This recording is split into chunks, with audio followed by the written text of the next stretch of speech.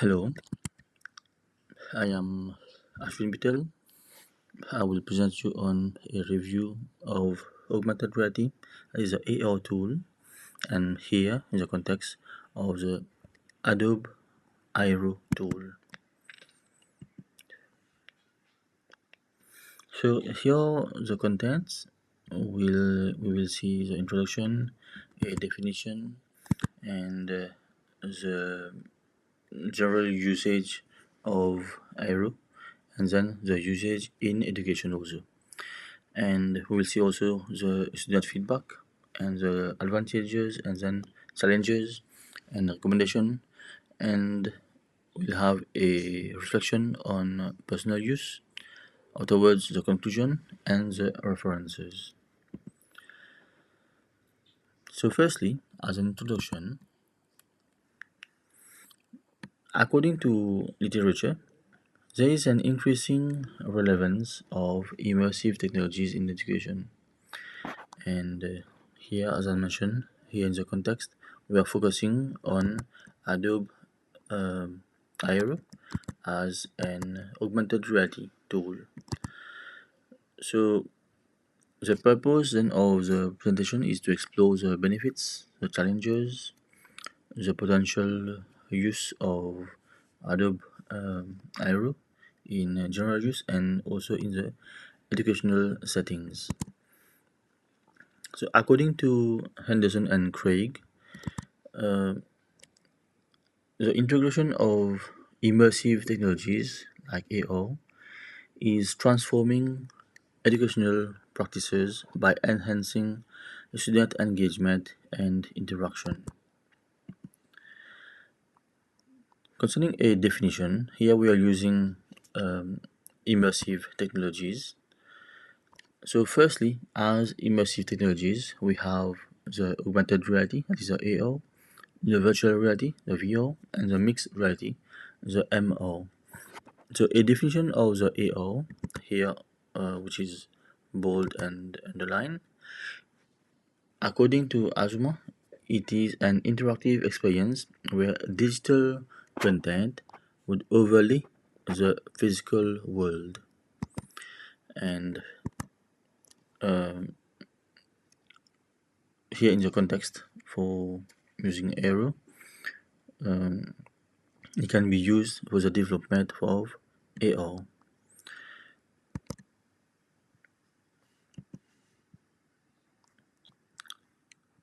The general usage of Adobe Aero is it is in fact used in various industries, including fields as advertising and marketing, design, all kind of design included also architecture and all, entertainment and games, education, engineering, and medical. In the context, as here in our context as education, it can be used in as immersive projects, that is, in schools or university levels, and it contributes to collaborative learning.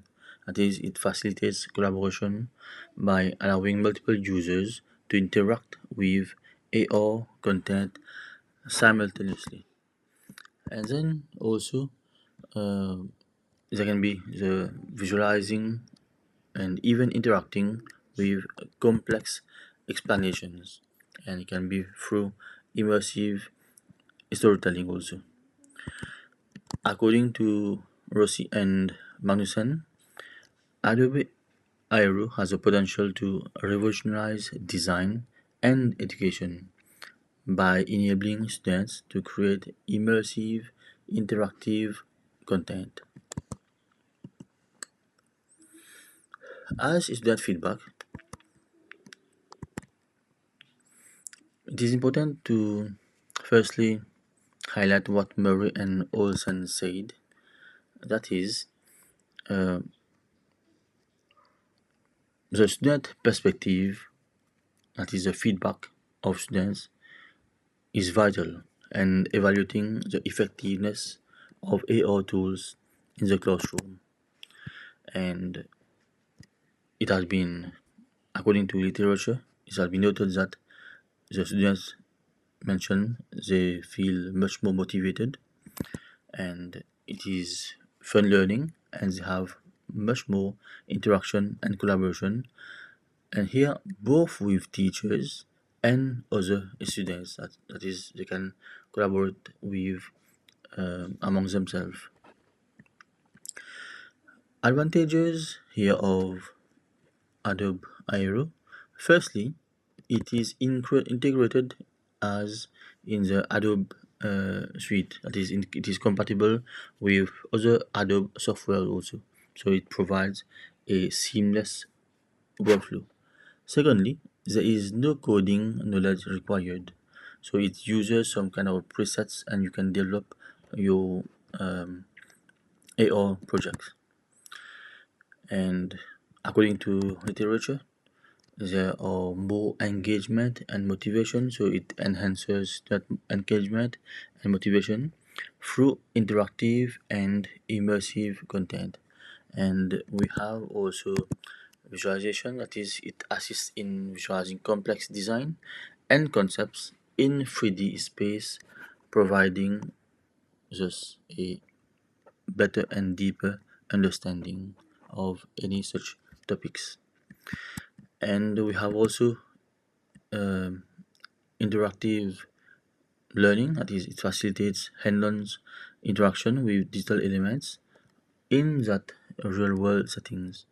And then overall, it enhances learning outcomes. According to Murray and Olson, they mention that the creative freedom and hands-on interaction provided by tools like Adobe Aero significantly boost student engagement and learning outcomes. Just as we have advantages, we also have some challenges with Adobe Aero. So, firstly, it is a technical requirements. That is, it requires modern devices with robust processing capabilities, and there is indeed a learning curve. That is for educators and then also for students. They may face challenges in mastering the tool. And we have also accessibility. That is, not all students may have access to the necessary hardware or software. That is, they may need some phones, specific phones, especially smartphones, and they would require internet access. So, according here to Huang, the technical and accessibility challenges of AR tools in education may hinder their widespread adoption, particularly in resource constrained environments. That is, in some regions, in some countries, they may not really have such kind of phones, especially even if they have phones, they may not be connected directly to the internet. As a version, as a personal use, so that was my first time use for using Adobe Aero. There had been some challenges. Of course, firstly, um, it is a quite nice software, so you can export as in um, Android and also for iOS, and the interface is nice also. But the challenges that were was faced is like um, there had been some issues, that is in previous version and in new version. That is, if you design anything in the previous version and you have some animation related to your elements, it may not work seamlessly as when you update your app for Adobe Aero. So this kind of elements, this kind of especially options, it will just disappear in the new one. So this is a kind of bug. So what can be in fact recommended is that you can just close your application, and then you can also restore it, and part of it can work. So that is a bug in the Adobe Aero. So for future use, there can be a plan to incorporate Aero in future teaching practices, with a recommendation also for other educators to explore its potential.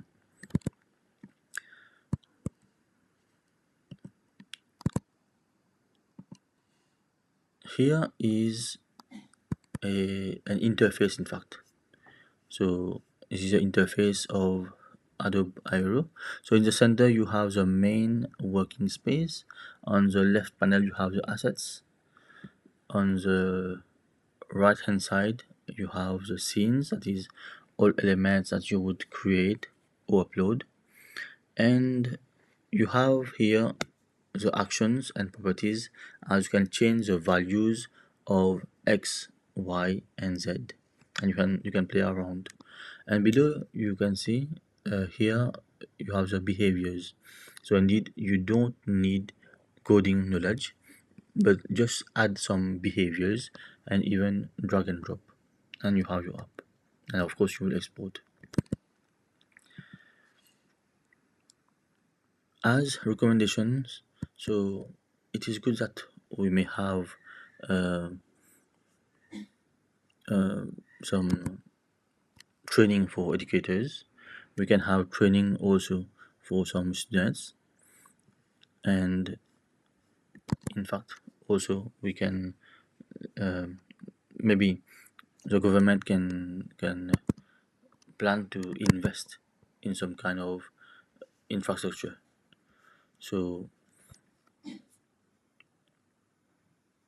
for whether it is like government or private schools or universities, if they can invest in that necessary infrastructure and in fact training, then we can really support that adoption of AR tools in the curriculum.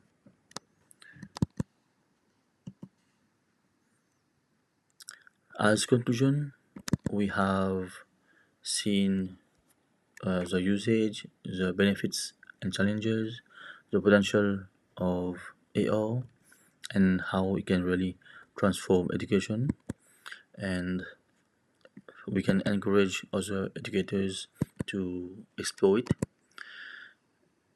But as in fact Henderson and Craig mentioned, the transformative potential of immersive technologies in education, it requires educators to be proactive in adopting and integrating these tools.